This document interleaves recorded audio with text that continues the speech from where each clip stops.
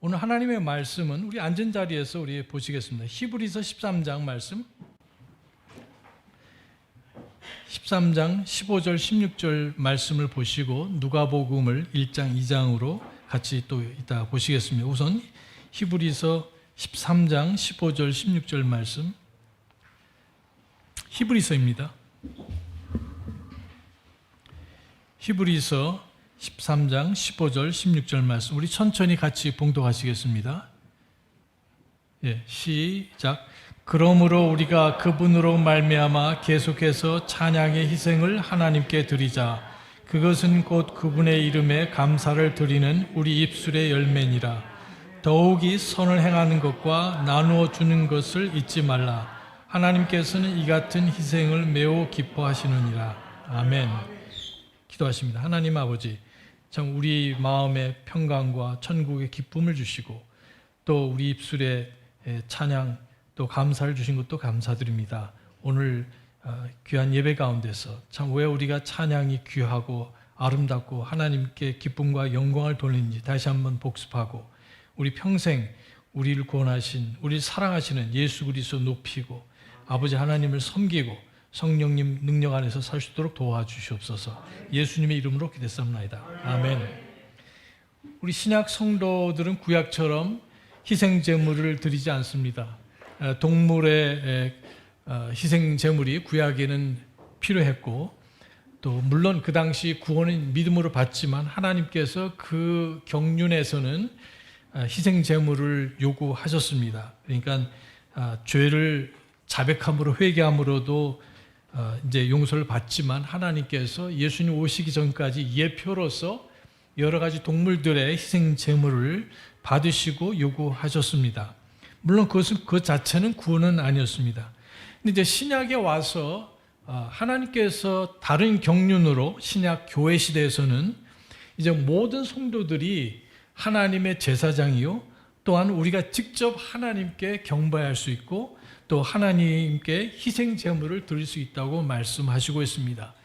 지금에는 옛날처럼 그런 동물 희생 제물이 없습니다만은 신약 성경 여러 곳에 보면 우리가 신약의 왕가의 제사장으로서 하나님 말씀을 선포하고 또 중보의 사역을 하고 또 여기 보니까 희생 제물을 드린다고 말씀하셨습니다. 몇 가지를 보시면 여기에 찬양의 희생 제물을 드린다 이렇게 말씀하셨어요. 그러니까 신약에도 희생 제물이 있습니까? 없습니까? 있다는 사실이에요. 그래서 몇 가지를 보시면 그 중에 여기 하나가 찬양의 희생 제물. 그러니까 구약의 하나님께서 찬양의 제물을 우리 인간의 보기에는 그 동물 타는 냄새가 좀 역겹잖아요. 예? 이런 집안에서 한번 뭡니까? 뭐 양이라든지 이런 염소를 잡아서 뭐 하면 일단 냄새가 역겨울 거 아니에요. 그러나 하나님께서는 그 냄새를 향기롭다 이렇게 말씀을 하셨어요.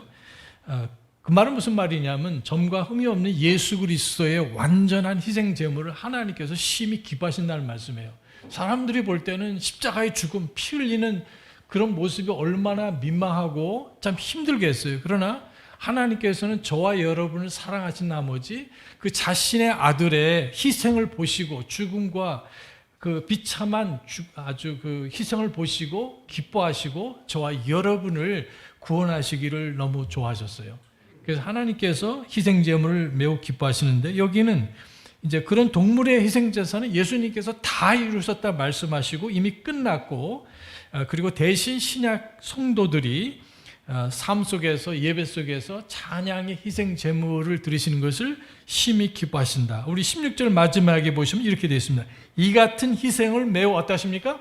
기뻐하신다 이렇게 되어 있어요. 기뻐하신다. 그래서 우리 삶 속에 여러분 개인적인 경건의 시간이나 또 여러분 뭐 일하면서 뭐 부엌에서 설거지 하시면서 뭐 일하시면서도 여러분 찬양을 드릴 수 있고 물론 집중을 해서 일을 하셔야 되지만 뭐 흥얼거리면 괜찮잖아요.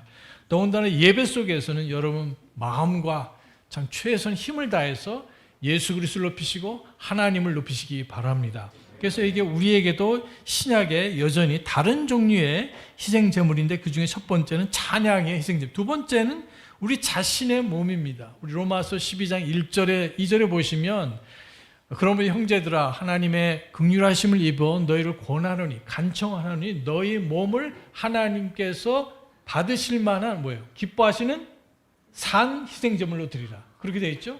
그러니까 우리의 몸을 여러분이 부엌에서 성도들의 점심 식사를 위해서 준비하든지 혹은 사랑하는 가족을 위해서 자녀들을 위해서 저녁을 준비한다든지 또 가사일을 한다든지 또 교회에서 가르친다든지 찬양대로 헌신한다든지 그것이 무엇이든 혹은 청소를 하는 것이든 저와 여러분의 몸을 들여서 다시 말해서 헌신하시게 될 때 그것이 산 희생제물이라고 말씀하셨습니다. 그 앞에 뭐라 했냐면 하나님께서 받으실 만한 또한 기뻐하시는 그런 희생제물이다. 두 번째 그렇게 말씀하세요. 또 세 번째는 뭐냐면 뭐 신약이나 구약이나 어떻게 보면은 순종의 희생제물을 기뻐하십니다. 순종의. 그래서 보시면 사무엘과 우리가 또 사울 왕의 이야기를 잘 아는데 거기서 보니까 희생제물을 드리기 위해서 뭐 동물들을 이렇게 구별해 놨다 그러는데 분명히 사무엘은 말씀하시기를 순종이 뭐보다 낫다고 그랬어요. 희생제물보다 낫다. 혹은 복종이 희생제물보다 낫다. 그래서 구약 못지않게 신약에서도 우리가 말씀을 듣고 믿음으로 순종할 때 하나님께 드리는 뭡니까? 희생제물이다.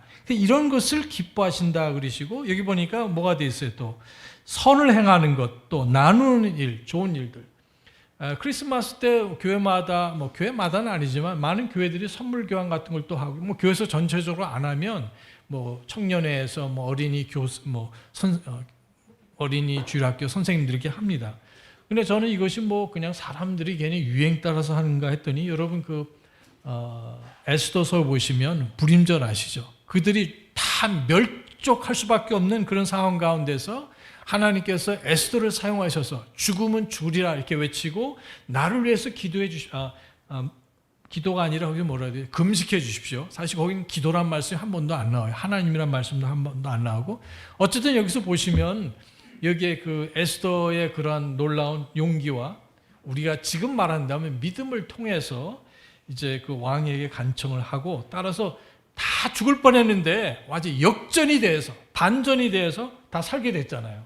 그리고 또 모르드게가 아주 유명한 사람이 되고 또 얼마나 그 놀라운 그 영웅의 믿음의 헌신이었습니까? 자, 그래서 그들이 너무 기뻐한 나머지 좋은 그 풍습을 하나 시작했는데 뭐냐면 선물을 주고받는 거죠. 성경의 그 마지막 장 13장에 보시면은 그들이 너무 기쁜 나머지 기쁨을 나누기 위해서 선물을 나누는 겁니다. 주고받는 일이 거기 있었다. 그것이 선물이든 아니든 뭐 이 콩 하나라도 뭐 나눠서 먹는다고 그러는데 성도들끼리 기쁜 소식도 나누고 또 어려운 짐도 나누고 얼마나 아름다운지 모르겠어요. 이러한 하나님이 기뻐하시는 희생 제물을 보여드리는 저와 여러분 되시기 바랍니다. 그래서 또 하나는 뭐냐면 한번 말씀드린 적 있지만 이게 빌립보서 4장에 보시면 사도 바울께서 여러분이 내가 요청도 안 하고 기도만 요청했는데 그러나 여기에 선경금을 보내주셨어요. 그러면서 바울께서 말씀하시기를 하나님께서 아주 기뻐 받으시는 향기로운 제물이다. 희생 제물이다 이렇게 하셨습니다. 그래서 여기에 우리가 복음 사역자들을 위해서 혹은 선교사들을 위해서 기도하고 또 이렇게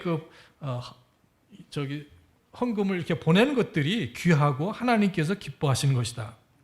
근데 마지막에 하나가 더 있는데 그것은 뭐냐면 여기 보니까 로마서 15장에 이렇게 말씀을 하죠. 15장 16절에 이방인들, 그러니까 사도 바울께서 선교하시고 구령하시고 또 교회 개척하시고 이렇게 돼서 이방인들이 구원받지 않았습니까? 그래서 거기 보면은 이방인들을 하나님께 희생 제물로 드린다 이런 말씀이 있어요.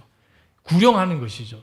저와 여러분이 죽어가는 영혼들을 위해서 여기 가까이 우리 가족이든지 또 우리 동료든지 이웃이든지 또 대한민국에 있는 사람이든지 해외에 있는 사람이든지 복음 선교를 통해서 사람들이 구원받을 때 하나님께서 심히 기뻐하시는 희생 제물인 걸로 보시고 우리 최선 다하시는 저 여러분 되시기 바랍니다. 그래서 여기 보니까 찬양한다고 그랬을 때 하나님께서는 구약에 있는 그 짐승 소 한 마리 드리면 얼마예요? 최근에 그 가격을 보니까 한 400-500불 정도? 뭐 500만 원? 400불은 50만 원? 얼마 되나요? 아니죠. 더 되겠네 그랬죠? 하여간 400만 원이 얼마? 3,000불 넘게 3,4,000불. 그 정도 되는데 그것을 드리는 것보다 하나님께서는 더 심히 기뻐하신다고 그랬어요. 우리 잘 아는 말씀이지만 듣기만 하시면 여기에 시편 69편에 30절 내가 노래로 하나님의 이름을 찬양하고 감사로 그분을 크게 높이리니 잘 들어보십시오. 이것 또한 소나 소 한 마리 얼마입니까? 500만 원. 500만 원 여러분 헌금하셨죠 오늘요? 그러니까 찬송 하나 부르실 때 두 곡 부르실 때 한 마리 두 마리 드는 거와 마찬가지다. 뿔과 굽이 있는 수소보다 주를 더 기쁘게 하리로다 이렇게 말씀하셨어요. 그래서 여러분 찬송가 있으니까 예배 순서니까 그것이 아니라 내가 부르는 내가 감사해서 믿음으로 하나님을 사랑해서 찬양을 드릴 때 그것이 개인적이든 중창이든 악기든 찬양되든 혹은 여기 회중 찬양이든 우리를 구원하신 아버지 하나님을 기쁘시게 한다는 것을 잊지 마시기 바랍니다. 그래서 이런 실례를 예수님의 탄생과 더불어서 한번 찾아보기 원하는 우리 누가복음 1장을 다 같이 보시겠습니다. 누가복음 1장과 2장 여기서 7가지 그러니까 예수님의 탄생 전후해서 누가복음에 보면은 7가지 찬양이 나옵니다. 예. 한 찬양당 한 10분 동안 말씀드린 건 아니니까 걱정하지 마시고요. 자, 누가복음 1장 42절에 여기에 침례 요한의 어머니가 이제 임신을 하셨어요. 연세가 아마 80, 90 되셨는데 아마 굉장히 불편하셨을 것 같은데요. 근데 이제 성령님으로 충만하여 곧 41절에 보면 마지막에 엘리사벳이 성령님으로 충만하여 큰 소리로 말하며 이르되 네가 여자들 가운데 복이 있고 네 태의 열매가 복이 있도다. 그러니까 여기에 예수님의 어머니인 마리아 바로 임신을 하셨어요. 예수님을 성령님으로 인해서 임신을 하시고 지금 자기의 사촌인 엘리사벳을 방문했을 때 하신 말씀입니다. 42절에 큰 소리로 말하며 이르되 네가 여자들 가운데 복이 있고 네 태의 열매가 복이 있다. 그리고 44절에 보면 보라 네 문하는 소리가 내 귀에 들리자 곧바로 아기가 내 태 속에서 기뻐 뛰놀았도다. 이렇게 말씀하고 계세요. 자, 그 엘리사벳은 연세가 몇 세인지는 모르지만 이제 많으신데 임신하셨으면 젊은 엄마보다 얼마나 힘이 드시겠어요. 물론 기도했었던 거지만 그러나 쉽지는 않았을 것 같아요. 잠자리 가실 때나 일하실 때나. 그러나 이런 가운데서도 하나님께서 침례 요한을 허락해 주신 것에 대해 감사하고 찬양을 드리며 특별히 예수님의 어머니께서 방문하셨을 때 예수님의 어머니 몸속에 누가 계십니까? 예수님이 계세요. 근데 여기 보니까 44절 마지막에는 아기가 내 태 속에서 기뻐 뛰놀았도다. 여러분 침례 요한의 본을 함께 받으시기 바랍니다. 보이지도 않지만 그 6개월 정도 됐는데 거기 6개월 보면 6개월 정도 됐다고 성경에 말씀하고 있는데요. 그 아이가 그 예수님을 알아보고 예수님이 보이지도 않잖아요. 그리고 좀 자라지도 않고 얼마 되지 않았는데 그 전보다 더 작은 예수님을 보고 침례 요한이 어떻게 했습니까? 기뻐서 뛰놀았도다. 정말 신기하고 놀랍죠. 그렇죠? 그래서 여기에 우리가 볼 수 있는 것은 예수님의 탄생을 보고 엘리자벳은 큰 소리로 말했어요. 큰 소리로 말했다. 우리 좋은 시즌에 주일학교에서 가르치든 가정 예배를 드리시든 또 회중에서 예배를 드리시든 예수님을 선포하시고 자랑하시고 주님께 영광 돌리시기 바랍니다. 그래서 여기에 또 기뻐 뛰놀았도다. 저와 여러분에게 연말을 맞이해서 어려운 일들 잘 풀리지 않은 일들, 건강 문제라든지 또 가족 간의 문제라든지 우리 또 자녀들이 아직 여러 가지 우리가 원하는 대로 일이 잘 안 풀릴 수도 있지만 믿음으로 여러분 감사하시고 기뻐하시고 선포하시기 바랍니다. 그것이 첫 번째 나오는 여기에 찬양했다. 두 번째는 그 46절에 마리아가 이르되 내 혼이 주를 크게 높이고 그래서 영어로 말하면 magnificat이라는 그런 명칭으로 이 노래가 쭉 나옵니다. 그러니까 내 혼이 주를 크게 높이고 어떻게 찬양으로 47절에 내 영이 하나님 곧 내 구원자를 기뻐하였나니 그러니까 첫 번째도 그러고 두 번째도 기쁨이 다 충만한 사람 성령을 충만했다. 그리고 여기에 마리아는 하나님을 보고 뭐라고 부르셨습니까? 내 구원자라고 말씀하셨어요. 그 말은 뭡니까? 예수님은 나의 구원자요. 또 나는 죄인이란 말씀이죠. 천주교에서는 마리아가 죄가 없이 이렇게 죄가 없다, 또 죄 없이 탄생했다 이런 말들이 있지만 이거 잘못된 교리죠. 왜냐하면 마리아는 죄인이었고 하나님을 보고 뭐라고 불렀어요? 구원자라고 부르셨습니다. 죄인이 아니면 구원자가 필요 없죠. 어쨌든 여기 47절 쭉 이하에 보시면 그 마리아가 예수님을 이제 이렇게 임신하시고 물론 이것이 굉장히 민망한 일이었었어요. 우리 전체 얘기를 알고 있잖아요. 그래서 어떻게 남자를 알지 못하는데, 그러나 주의 여정이 듣겠사오니 하나님께는 불가능이 없고 하나님 뜻이 말씀대로 제 삶 속에 이루어지기를 바란다고 그녀는 고백을 했습니다. 종종 말씀을 따라 살다 보면은 사람들이 나를 오해할 수가 있어요. 또 우리를 조소할 수가 있고 창피하게 생각할 수도 있어요. 그러나 우리는 예수님을 부끄러울 것이 아니라 예수님 인해서 자랑하고 예수님을 크게 높이시는 저와 여러분 되시기 바랍니다. 그것이 우리에게 어떤 손실이 있는 것 같고 손해가 되고 창피한 일이 될 수도 있지만 예수 그리스도의 이름 때문에 우리가 욕을 얻고 창피한 일을 받는 것은 크게 영광이요, 초대교회 성도들은 큰 특권과 기쁨으로 알았습니다. 세 번째로 보면 여기에 67절에 사가랴, 이분은 이제 그 침례 요한의 아버지시죠. 침례 요한의 아버지가 이제 벙어리가 됐다는 것을 알고 있는데 이제 결국 그 아들 요한이 태어나고 그 다음에 이름을 뭐라고 지을까 여쭤봤을 때 말을 못하게 됐었어요. 왜냐하면 그는 하나님 말씀을 불신했었기 때문에. 그러나 이제 결국은 이렇게 그 아들의 이름을 쓰고 그 다음에 이제 하나님께서 그 후로부터 이제 입술이 열리게 돼서 그 말 못하는 그런 벙어리라고 보통 옛날에 말하죠. 혹은 말 못하는 그런 장애를 갖고 있었는데 잠시. 그래서 3절에 세 번째로 여기 67절에 그의 아버지 사가랴가 성령으로 충만하여 대언하여 이르되, 여기 성령 충만이 계속 나오는데요. 성령 충만하는 방언하는 것이 아니라 예수 그리스도를 높이고 찬양이 나오는 것을 기억하시기 바랍니다. 그리고 말씀을 선포하는 거예요. 그래서 여기 성령으로 충만해서 대언하여 가로되 주 이스라엘의 하나님을 찬송할지어다. 역시 여기 보니까 계속 이어져서 기쁨이 나오고 감사가 나오고 믿음으로 찬양하는 것이 나오게 됩니다. 그리고 76절에 보면 그 자기 아들에 대해서 아이야 너는 가장 높으신 분의 대언자로 불리리라. 다시 말해서 내 아들이 예수님을 선포하는 그런 전령으로 선포자로 살게 된 것을 감사하고 하나님께 찬양 드리는 것을 보게 됩니다. 우리뿐만 아니라 우리 자녀들도 그들이 믿음이 자원해서 하나님을 섬기고 평생 예수님을 높이는 그런 자녀들을 위해서 기도하시고 또 손주들까지도 그런 손주들이 되도록 우리 기도하시는 부모님들 또 우리 조부모님 되시기 바랍니다. 그 세 번째, 네 번째는 뭐가 될까요? 우리 2장에 들어가시겠습니다. 14절에 보시면 여기 이제 천사들의 찬양이 나옵니다. 예수님의 이제 탄생 바로 그 직전에 그 직전이었었죠. 가장 높은 곳에서는 하나님께 영광이요 땅에서는 평화와 사람들을 향하신 선하신 뜻이로다 이렇게 나옵니다.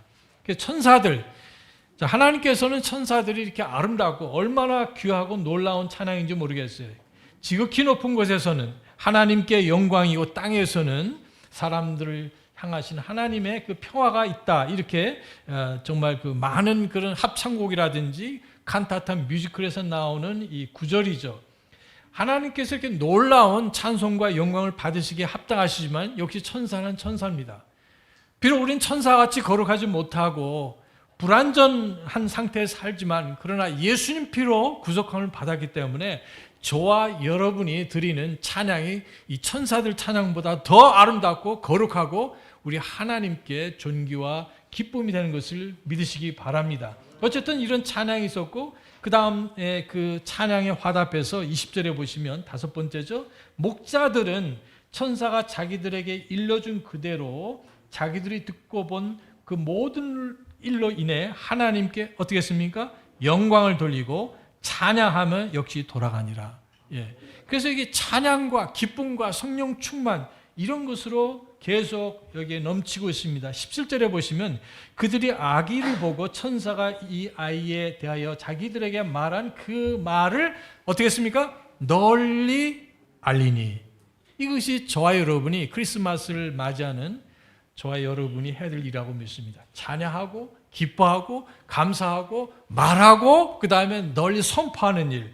여러분 이 크리스마스 시즌 올해는 또 이렇게 지나가지만 내년에는 2023년도 12월에는 더 많은 찬양과 감사와 선포가 있으시기를 바랍니다. 그 다음에 여섯 번째로 거기에 28절에 보시면 그때 그가 아이를 팔에 안고 하나님을 찬송하여 이르되 누굽니까? 이 사람은 시몬이라는 사람이에요. 성령께서 말씀하시기를 네가 메시아를 만나기 전까지는 결코 죽지 않는다 이런 메시지를 받았어요. 근데 마침내 예수님께서 이제 그 성전에 오시게 되죠. 그러니까 여기 보니까 예수님은 머슴하기 때문에 출산한 지 8일 만에 할례를 받고 출산한 지 40일 만에 산모이신 마리아가 결례를 해대요. 정결례. 딸일 경우에는 80일을 합니다. 근데 이제 40일 지나서 하나님께 희생제물을 드리러 왔어요.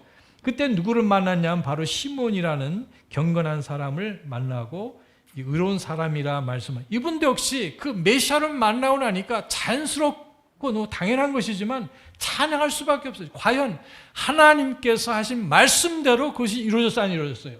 이루어졌잖아요. 그래서 기뻐하면서 찬송하며 이르되 주여 이제 주께서 주의 말씀대로 주의 종이 편안히 떠나도록 허락하소서 하고 내 눈이 주의 구원을 보았는데 주의 구원이 뭐예요? 주님은 여호와는 구원이다. 그게 누구십니까? 예수님이시죠. 예수님을 보고 계속 증거하기를 32절에 이방인들을 밝히는 빛이요 또 주의 백성 이스라엘의 영광입니다. 이렇게 선포를 했습니다. 그 다음에 마지막에 일곱 번째는 38절에 나와 있습니다. 그때 그녀가 와서 마찬가지로 주께 감사를 드려. 누굽니까? 안나라는 여대언자. 구약에 보면 여대언자가 몇 명이 나와요. 예. 그 중에 한 사람이 누구냐면은 여기에 안나라는 여대언자가 있는 36절에 있죠. 그분은 84년 동안 홀로 살았다고, 과부로 살았다고 그러네요. 7년 동안 결혼 생활하고, 그럼 몇 년이에요? 91년. 결혼한 것까지 하면 연세가 100세가 넘죠. 그렇죠? 이 노령인데도 불구하고 성전에서 기도하고 하나님 경배하셨는데 그 예수님을 보고 나서 여기 38절에 그때 그녀가 와서 마찬가지로 주께 감사를 드리고 예루살렘에서 구속을 기다리는 모든 사람들에게 그 아이에 대해 예수님에 대해서 말하니라. 얼마나 아름다운 광경인지 모릅니다.